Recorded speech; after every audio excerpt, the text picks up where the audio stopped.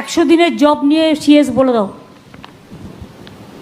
যেটা ম্যাডাম আগেই বলেছেন সেটা আছে, আমরা ডিসেম্বর মাস থেকে এখন 5 মাস হয়ে গেছে, 100 দিনের কাজ আমরা টাকাটা পাচ্ছি না, সেটা 7,000 কোটি পেরিয়ে গেছে।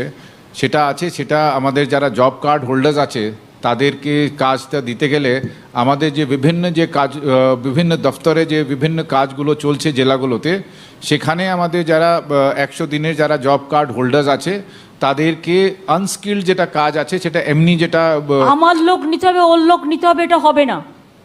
স্টেট জব কার্ড যারা হোল্ডার্স আছে, যেহেতু তারা টাকা পাচ্ছেন না, তাই তাদের প্রায়োরিটি দিতে হবে।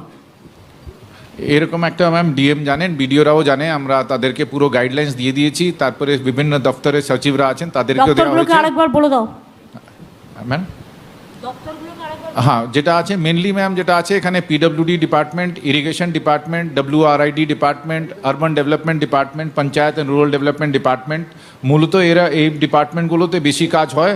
তারপরে যেটা আছে আমাদের স্কুল এডুকেশন ডিপার্টমেন্টে বিভিন্ন কাজ হয়, backward classes department, tribal department, তারপরে আছে MSME ডিপার্টমেন্ট, বিভিন্ন যে ডিপার্টমেন্ট মূলত এই ডিপার্টমেন্টগুলোতে, তারপরে পশ্চিমাঞ্চল উন্নয়ন ডিপার্টমেন্ট সেটা আছে। এখানে প্রচুর কাজ নেওয়া হয় প্রতি বছরই, এখনও কাজ অনগোয়িং কাজগুলো চলছে, নতুন কাজও নেওয়া হবে।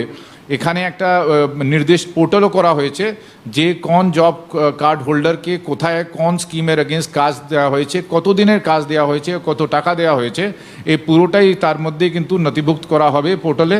সে পোর্টালটাও ম্যাম আমরা সার্কুলেট করে দিয়েছি। এটা এখনই আমাদের যেহেতু 5 মাস ধরে এরা কাজ সেরকম পাচ্ছে না, পুরোনো টাকাটা যে কাজ করেছে সে টাকাও পাচ্ছে না, সেটা ইমিডিয়েটলি এদেরকে কাজ দিতে শুরু করে দেওয়া হবে।